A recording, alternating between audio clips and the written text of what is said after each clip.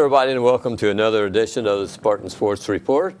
Sam and I are happy to have the guy that knows everything about CHS sports, the athletic director, Brent Duncan. Hi, Brent. Hey, thanks, Fran, for having me. I don't know if I know everything, but we'll give it a good shot. We think you do. I tried to put that good front on. Before we get to the spring sports, I know that's what we want to talk about. Let's wrap up a little bit about high school basketball. 407 schools started the sectional way back when, and 4 left unbeaten. Did you get to see any of the games? I did. I got the chance to go to the afternoon game of the regional, and of course I got to watch all the sectional games. And it was a great atmosphere if you weren't at Newcastle Chrysler High School. It's not the world's finest gym in the world. It might be the largest, but it's not the finest. We have the finest. But just to have that, when I got here in 1989, that building was full, I think, for the first time that I can remember since they've gone to class basketball. Yes. At that level. Maybe I just haven't been to enough of those games to know. But I told their secretary up there, Cheryl Betton, I said, this was on Friday night, I said, well, I hope that you win, and I'm counting on us winning because I think the 2 best teams will be there, and it'll be the 2 biggest crowds. And it was an outstanding night. Yes, it was. Won the sectional championship. It was great. Class 1A, Saturday, Liberty Christian. I think it's located in Anderson. Yeah, it's in Anderson. I don't know a lot about them because they're a fairly new school. As obviously most of the schools seem to be on the parochial side that are coming in. So right. They beat Bloomfield 64-45 for the Class 1A. Class 2A, LaPel over Indianapolis South 59-37. A couple of really blowouts. Really, those games were not close. Yeah, I didn't get to see any of those, but I was in Denver, so I was kind of at least looking at the thing on the way back Saturday morning. I guess I just got back from Denver Saturday morning, so I didn't chance to see them. But I was a little surprised just at the separation of points. So right, you kind of watch as you go along. You think at that point in time they'll all be fairly good games. Doesn't always happen. Yeah. Class 3 was a close one, though. Marion over Evansville-Bosse by 5, 73-68. And in Class 4A, New Albany over McCutcheon 62-59. But New Albany's pretty solid. They get that sophomore kid. I won't get his name, but he's a player. Romeo Langford. And 49 points in the semi? Is that something like that? Yeah, they say he's the real deal. So I'm sure. I watched both of those games Saturday evening, and very entertaining. Good games, back and forth. Marion got their 8th state championship now, albeit in 3A, but they're now tied with Muncie Central. Isn't that something? Yeah. Those 2 schools. I would have preferred Bosse to win just because Marion was my hated enemy in high school. So that was your team that you loved to hate. That was the one class, sectional, and they were always the top dogs. So. You're not going to schedule New Albany, are you? No. Okay. Jim Shannon is still at New Albany. He was at South Dearborn for a long time. Yeah, Sam mentioned that. A long-time coach down there. Been very successful. Yeah. Congratulations to him. They don't come this far north, I don't think. No, but I'm sure they would if we'd asked. They came up for the semi-state to Richmond. Well, that's true. They could. Right. Yeah. Before we leave basketball, there's something called the NC2A thing going on. Oh, yeah. And you got some guys called the Tar Heels and the Sooners and the Orange and the Wildcats. They're all going to play Saturday and move on to a Monday night final game in Houston. You got this North Carolina team took a couple of Indiana schools to task and eliminated them. So I don't know if they played like they did against IU. I'm not sure anybody can beat them. They're long and they were shooting. The 3-point shot's not been their forte all year. And for some all of reason, a sudden, they just the last couple of games they've kind of lit it up. But yeah. I don't know. I wouldn't mind seeing somebody that hadn't won it for a while, Oklahoma or maybe Boeheim. I'm not a Boeheim fan, but he's on his last raw. His last. North Carolina won in 2009, Syracuse in 2003, Villanova in 1985. Oklahoma's never won. Although Oklahoma State, which is another school, they won back in the 40s a couple times, I think. But so Oklahoma's going for their first one. Yeah, I think sometimes that Heald guy, he just kind of has that. Sometimes you just get that magic and you don't know what goes around you, but he's playing pretty well right now. Yes. Should be a great final. I was especially impressed with North Carolina, with the Tar Heels, both Friday night and last night. But I think IU did all they could do against them. That they were hot, they were getting the loose balls, and I don't think that IU played all that badly. It was just North Carolina was good that night, and it reminded me a little bit of our own Connersville Spartans that at semi or at regional that we didn't play poorly, but the other team was just better. Yes, and sometimes that happens. Well, I thought there was a couple times in the regional where we had the ball down one. We made the bucket, and we traveled, which we did. And then we stopped them on the other end, and we got called for a double dribble. But we made the bucket. I had just told Shane, my assistant, that I think if we can get the lead, we can change the tie. But we just never could get over that hump. Right. We fell behind early, and they made it tough. They got off to a great start. And we had some good looks. We just didn't hit them early. And then we made, and I have to give our kids compliments. I was walking out after the game underneath the stadium, and a gentleman from Southport was walking out with me. They don't have a clue who he was, and he said, "Hey, I just want to compliment you. That's the hardest bunch of kids that we've played against all year long. Really? And what an outstanding crowd that you guys brought." So he says, "No disrespect." And then I had one of the officials, who's a football official, saw me in the parking lot and complimented our kids and our fans for that's great for the turnout that we had and the way they played. It was a great season. I mean, we lost, but that didn't take anything away from the hard play, and you got to give Kerry and all of his coaches a lot of credit. Well, I think the kids that are there are all bought into the system. They all believe in it's team first and individual stuff second. They all understand where Kerry comes from and what his style is, and they all respect him, and they know he'll do anything in the world for them. So, and they carry that over onto the floor, and in the way that they carry themselves, that they're a reflection of the coach, and that's a good thing. Well, we talked about that earlier. You never know if Kerry's mad, Kerry's happy. His demeanor on his side doesn't really change. No, he doesn't. Well, he gets his point across to those kids. When he gets up and his arms are full and he starts pacing, you wonder what's going to happen next. But well, you see a lot of good things go on, and then if you get close enough to ever really hear him, sometimes it'll be. That's good, but you forgot to defend on this end, or you forgot to close out, or you forgot to block out. So it's always great what you do down here, but I need you on the other end as well. So, but I think the kids have done really well. Yes, they have. It's been a great season. Okay, the spring thing is getting underway. Brent, girls tennis this Thursday. I think they open at Rushville. Yeah, they just have a kind of a scrimmage, so it's not an actual match. So it's just get together and hit against somebody before that they actually get out on the court. Their actual first spring event is this Saturday, doubleheader softball down in Franklin County. So that's our first opening spring event outside of the 2 indoor track meets that we've had. Yeah, it's got a 10 o'clock starting time, I think. That's 10 o'clock. At Franklin County Field. What about the girls? What are you expecting from them? Well, I don't know. You're talking tennis. We're going to be really young. We have one senior that has not played before, so Jordan Harris, and then of course Coach Dirks in the last couple of years I think has done a really, really good job with our girls tennis program. And Chris's dad was a longtime tennis coach at Hagerstown High School, so he's got the best background to go along with it. And so you're going to count on some younger kids. I don't know all the freshman girls yet. I know probably 2 of the girls that played a lot last year were Shelby Brown and Taylor Steele, and then of course Jordan Harris. And then I'm sure I'm leaving somebody out down the list, but it'd be interesting because we graduated quite a few girls who won the sectional last year. And of course, Nene helped us a lot, and Bill Woyhout's daughter helped us at one. And Nene was our exchange student from, I want to say China. I'll get that wrong, but she's now someplace else in some other country doing exchange student new courts to inaugurate. Yeah, it'll be the first time, and the kids are excited. This weekend over the holiday, the tennis lights on the east side of the courts went up, and then by hopefully next Friday, I think the 5th or the 6th, the lights that'll be on the school building will have, so we'll have all the courts lighted again. And that's just outstanding for our program. Who's coaching? Chris Dirks. Okay. And this is his 3rd year. He's from Hagerstown, been in the school system 3 years. Good deal. So softball will start up Saturday. And yeah. I think we got 3 returning seniors, and Ashley Coker and Samantha Frank and Morgan Coons. And of course, David Ellis.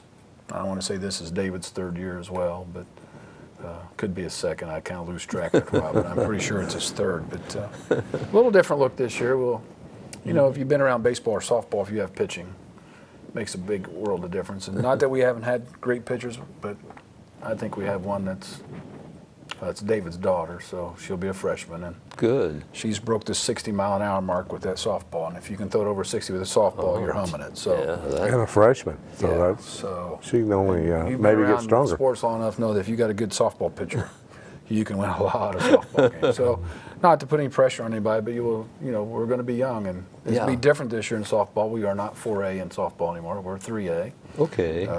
Success factor moved some people up, and they called last year and asked if we wanted to move down. And of course, I asked David, and he said, if we were seniors and juniors, I'd probably say no, but we're going to be predominantly, overall, mostly freshmen and sophomores on the squad. So we're going to be 3A, which our sectional opponents will be all of our conference schools in Madison, minus East Central. And I think we didn't get invited to the meeting. They said, I didn't know you were 3A.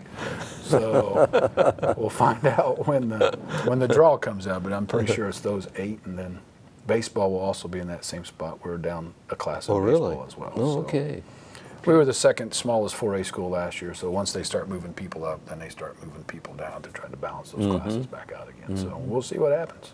When before we go on to any other spring sports, when's classification for the other sports? Is that coming up this year, or? No, last year they reclassified all the sports, so we go this year and next year, and at the end of next year we'll reclassify. It's every 2 years now. So we're right there. We're right 4A there on in the other bubble. sports and 3A in baseball and softball for the next 2 years, and then I kind of joked with Sandra Walters. I don't know if you know Sandra, but she's one of the assistant commissioners, and she's from the East Central Lawrenceburg area.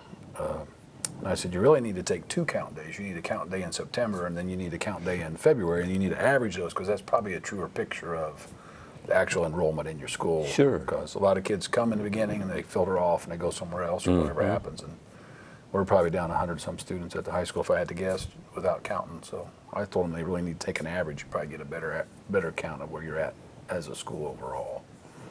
So, but you know how that goes. Do you think they'll do that? I don't know, she at least listened. So she didn't have much choice. She was sitting at the same table with us at our conference athletic directors meeting, so I got to think chew that- her ear. I think that I read somewhere that we possibly were the smallest 4A school that won a sectional. I don't know. You probably read more than I do, but I could go probably look that up. And if there was another one, there might have been a couple more, but it was, I'd have to check. thinking I'm sure that we could find that on the website somewhere. We could find enrollment. Which- So. I don't really care about all those numbers anyway. Let's just go play. And Oh yeah. Well, it's so different, as we talked last time about who your sectional opponents are. You played Anderson in the afternoon game before in the state finals, so now they could be one of your sectional opponents. So it's been different since the class came in. Yeah, a lot of things have changed since then. Back to softball after the girls open at Franklin County on Saturday. They go to Newcastle a week from today. First home game will be April the 5th on Tuesday, East Central at 5.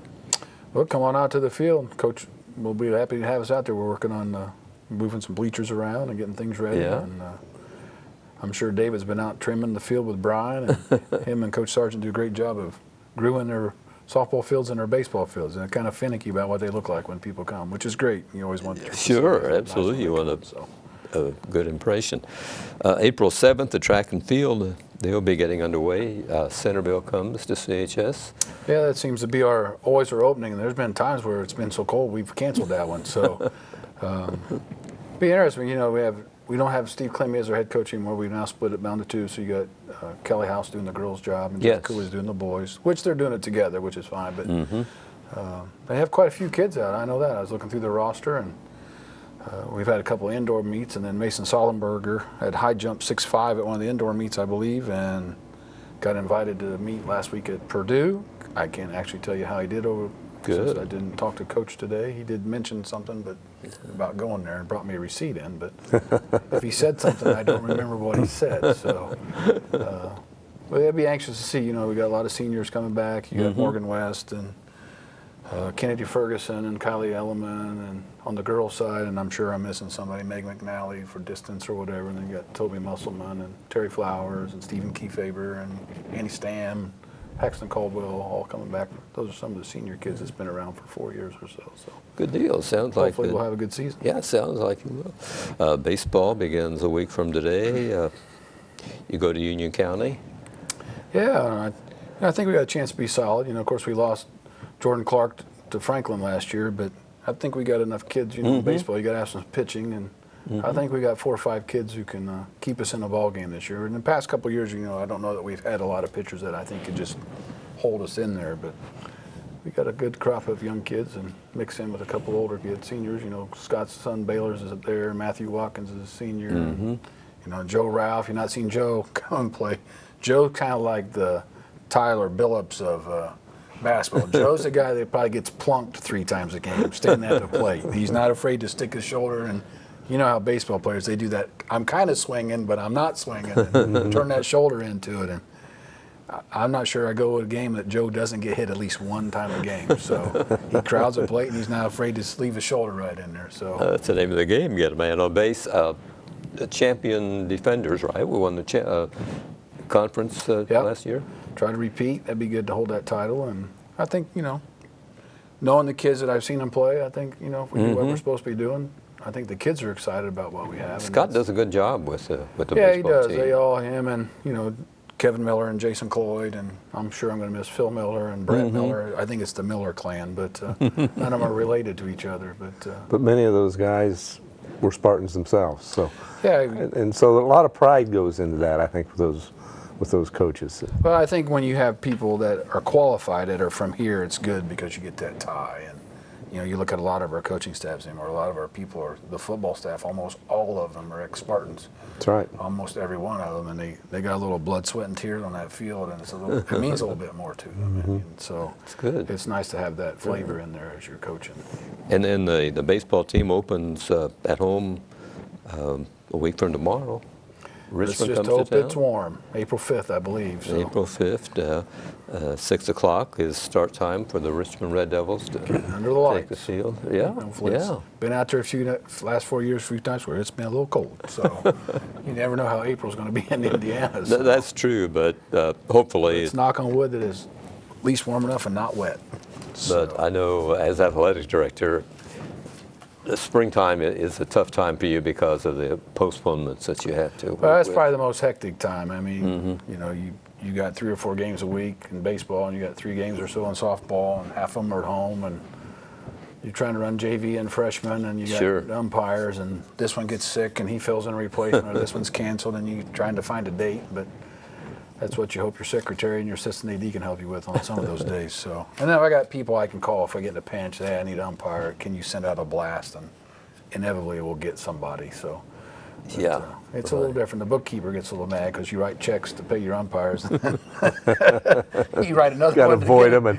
Void. Of course, that's a problem not only for you but for the other schools too. I mean, when you change a game.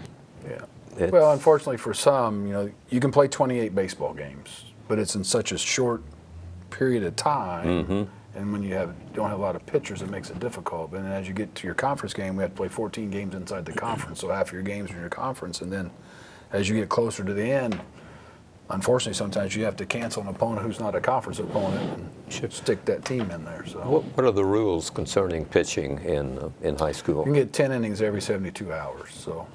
For high school baseball. So however you really want to interpret the 72 hours, I think, by the coaches. Is the 72 hours from the time you started or from the time you end, or is it truly 72 hours, which means 3 days off? So I think a lot of them pulled it to that exact 72-hour line. So, I see. So that's it's a little interesting. Where softball's different. You can throw the same softball pitcher. Really? Because it's the natural movement of your arm.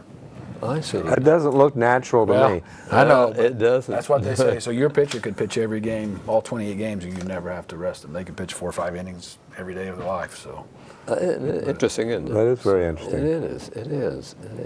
Any other rules that you guys have to go by that you can think of? Well, in track, you can do so many events. You can run 4 events max, and then of course golf, you got so many matches. You can play 18 times a year, but you can put 20. You can play against 20 teams at a time, but you can only play on 18 dates. So there's all kinds of little things that you have to know about how many competitions you have, and there's a maximum number you can have, but doesn't mean you always have to be there. But Okay, speaking of golf, they open, I think, a week from Saturday on the 9th in the Yorktown Invitational. Yeah, we started going there. A lot of times we go to the Justin Cross Invite in Richmond, which we've gone to a long time. And sometimes if we have enough kids, we'll send our JV kids to one place and send our varsity kids to the other one. But the Yorktown is the course for the regional golf tournament, so it's always nice to get a chance to play on. It's a great golf course. I played on it a couple of times, but it'll be interesting because we graduated quite a few kids last year. So we got Chandler Graves coming back as the only senior. Really? You know, Dalton Lee will be a sophomore. And Ryan McIntyre played last year, and I know Sam Griffin played. I think he played last year. If not, he's playing this year. And so we could be young. I saw a lot of freshmen. I saw 11 kids out. Last year we finished with 6 or 7, so we've got 11 kids on the roster, and a few of them are freshmen, and that's a good thing. Got a new coach this year. You know, if you didn't know, Doug Fischesser's retired. Right, yeah. J.J. Huber will be our boys golf coach this year. So you guys practice at the Willowbrook?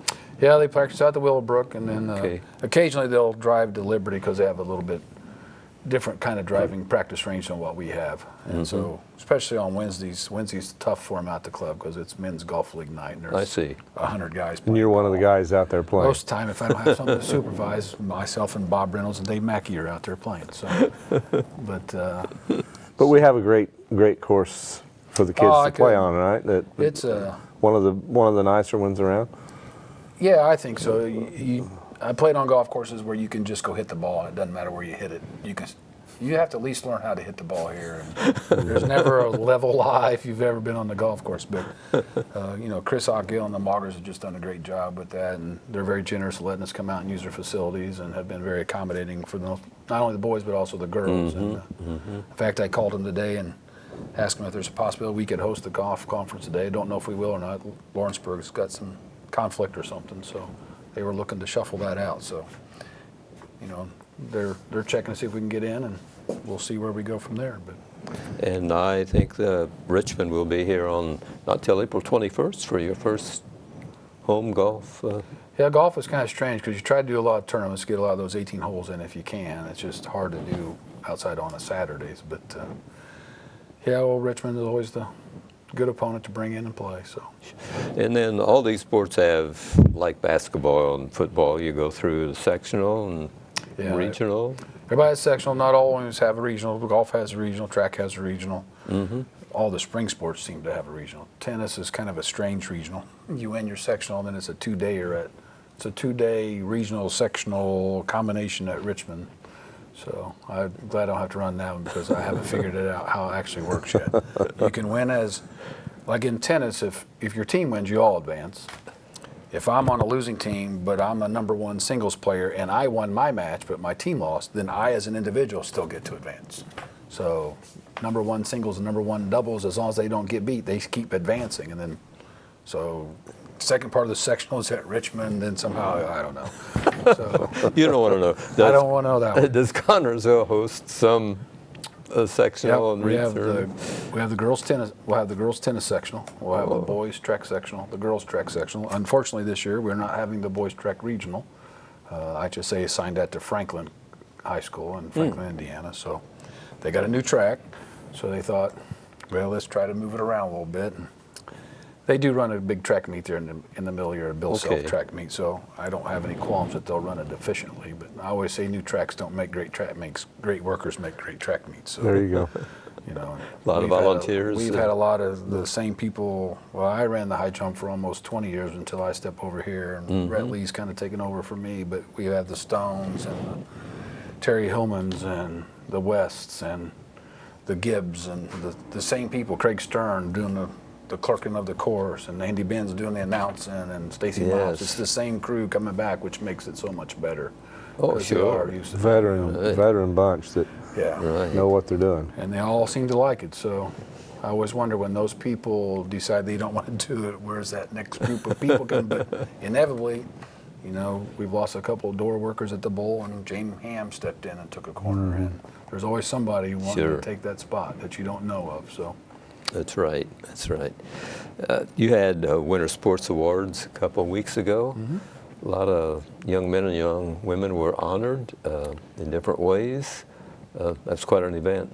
Yeah, it's good for the kids. Just we have a meeting on every sports season, and the coaches get up and talk just briefly about their season, and they give out a most valuable player for their team and a best mental attitude, and then they can earn athletic points to get a blanket, or they can earn athletic points to get a clock, and then they try to name off academic All-State if anybody makes it. It's hard because academic All-State's so different from sport to sport. It's not consistent. So, some people may make it a one sport with a 3.5, and you can't make it with a 3.7 in a different sport. So it just depends. But and then after that, the coaches break out and have a little session. They hand out their certificates and their patches that they won, or their letters, and and then some of them have their own banquets. Like tomorrow night, the boys basketball banquet's out at Woodland Bible Church. Yeah.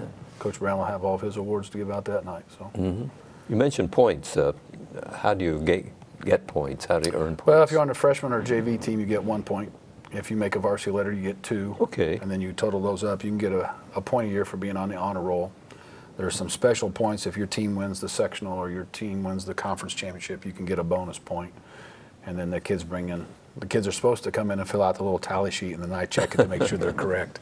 They seem to forget that sometimes, but they think I'm supposed to do that. But and then once they get so many awards, you have to have 6 letters and 15 athletic points, you can get a blanket. And if you get 8 letters and 24 athletic points, you can get a clock. Okay. And then it goes from there. So. Okay, good deal.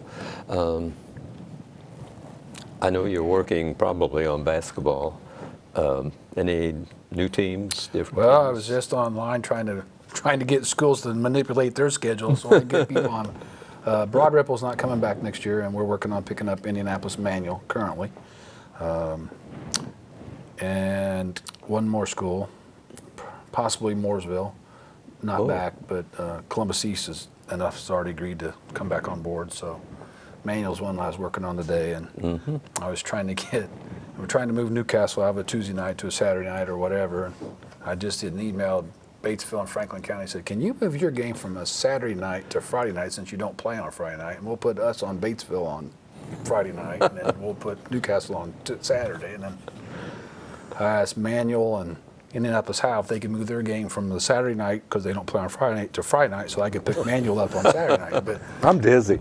it's like it's like chess. You're trying to get other schools Sure. to change their schedule for you, so you Right. can get teams on your schedule, and that's not always Right. conducive. But you don't have any other way to do it. You try to look at your schedule and everybody else's schedule and figure out where they might be able to move to help everybody out. Yeah, because many times throughout the course of the season, we're not playing on Friday night, and neither is somebody nearby that. Yeah. And it's hard to figure out, but I know that it is a big job for you. I enjoy that when you have time to sit down and do it, but it might take 3 or 4 days to make one move. If you get if all the players are sitting down at the table, you might get it done in an hour. But unfortunately, with email and phone call and this and that, it takes a few days. So we're working on it anyway, trying to work on Michaels, and you're always looking. And I actually had somebody call me today. Southern Wells wants in the Wrestling Classic, and East Central wants in the Wrestling Classic. So trying to weed that out. There's been some schools whose numbers have dropped, so you like to fill those with schools who have 14 wrestlers and not 5, so you have less buys. So these schools affect both the boys and girls in basketball? no, they're different, but you just try to manipulate and change your opponents every now and then. Sometimes based on talent. You don't want to play all the tough schools if your talent level is not very well, because that's not doesn't help your program.